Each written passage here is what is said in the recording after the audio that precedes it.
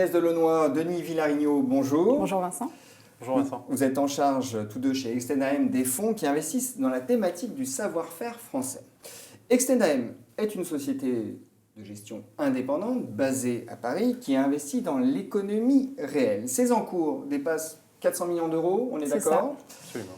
Et elle s'est spécialisée depuis sa création dans l'investissement dans des actifs tangibles. Du coup, pourquoi s'intéresser à l'investissement dans le savoir-faire français ? Inès. Alors effectivement Vincent, vous l'avez dit, Extend-AM a vocation à investir dans des PME qui disposent d'une forte valeur d'actifs à leur bilan.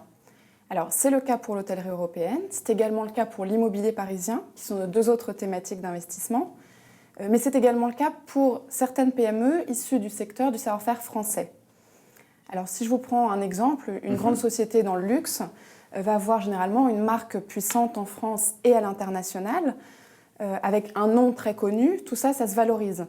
Elle va également disposer d'un réseau de boutiques qu'on va valoriser à l'actif de la société. Donc une marque est une valeur d'actif, c'est ça la grande idée. Exactement, mais pas uniquement. C'est-à-dire que si on prend le secteur de la restauration, un restaurateur va pouvoir valoriser le fonds de commerce de son restaurant et éventuellement les murs s'il en dispose. Bon, ça c'est le principe. Quelle est la stratégie d'investissement, Denis ?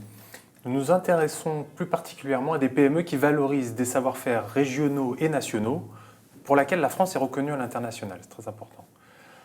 Elles sont souvent porteuses de projets d'innovation dans des métiers certes traditionnels et surtout de valorisation de marque. C'est un point essentiel dans notre appréciation des choses. Et de ce fait, notamment, elles sont portées par une nouvelle génération d'entrepreneurs très attachés à la défense d'un trésor national, aux valeurs d'authenticité, qui par leur parcours connaissent les codes du développement international, de la valorisation de marques, qui savent réveiller des vieilles recettes en quelque sorte. J'entendais un dirigeant de PME lors d'une conférence nous dire voilà, j'ai un trésor dans ma société, mais il me manque les moyens des grands groupes. Et c'est à vous de les procurer, donc. À leur échelle, oui. Donc si on doit synthétiser les choses, vous ciblez des PME qui disposent d'un savoir-faire qui est déployable à l'international, c'est bien ça. Vous avez parlé de métiers traditionnels, mais également de projets d'innovation. Donc il faut qu'elles soient porteuses d'un projet d'innovation dans ces métiers. Et puis, il faut que ce soit des entrepreneurs à leur tête qui maîtrisent les codes du développement international. C'est le cas parfait. Quels sont les derniers investissements que vous avez réalisés ou est-ce que vous pouvez nous donner des exemples d'investissements assez emblématiques de votre stratégie ?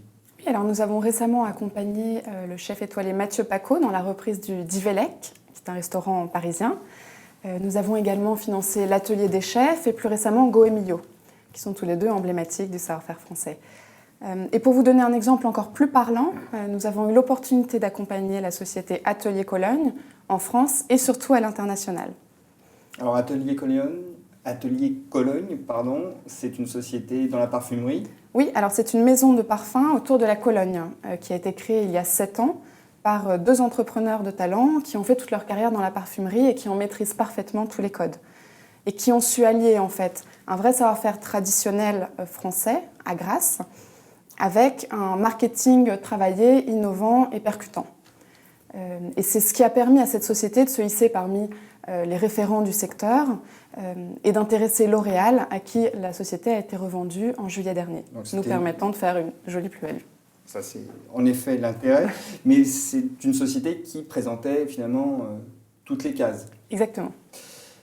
Quelle est la légitimité d'Extend-AM à investir dans cette thématique ? Chez Extend-AM, c'est tout d'abord 3 fonds d'investissement en exploitation et une quarantaine d'investissements, gérés par une équipe dédiée à ces thématiques. Mais d'une manière générale, c'est notre culture de proximité avec ces entrepreneurs qui est très importante à nos yeux. C'est ce que nous avons fait dans les secteurs de l'hôtellerie-restauration, ce qui nous amène à être assez proches, par exemple, de syndicats professionnels dans ces métiers. Le Sinorca dans l'hôtellerie-restauration, l'Institut Paul Bocuse dans la gastronomie. Nous participons à des manifestations liées autour des entreprises de patrimoine vivant. Ça offre une bonne connaissance du secteur et puis ça permet de faire une veille. Absolument, absolument. Et de détecter un certain nombre de projets, notamment avec le syndicat français de la parfumerie. Est-ce que vous pourriez me donner, à présent, parce qu'on a évoqué les exemples d'investissement passés, un projet en cours ? Oui, alors le musée sensoriel du parfum ouvrira bientôt ses portes à Paris, dans un très bel hôtel particulier du 8e arrondissement. L'idée étant de faire vivre aux clients une expérience sensorielle et olfactive assez inédite autour du parfum. Et c'est un projet d'envergure, puisqu'il est soutenu par les grandes marques du luxe, mais également par la ville de Paris, qui a vocation à toujours développer son offre et à attirer toujours plus de touristes. Combien de visiteurs attendus? Alors, on attend à peu près 300 000 visiteurs par an, alliant un mix de touristes et de Parisiens. Vous avez évoqué la parfumerie, la gastronomie. On est tout de même dans des métiers de plaisir, il faut tout de même aussi le préciser. Exactement. Et passion. Et passion.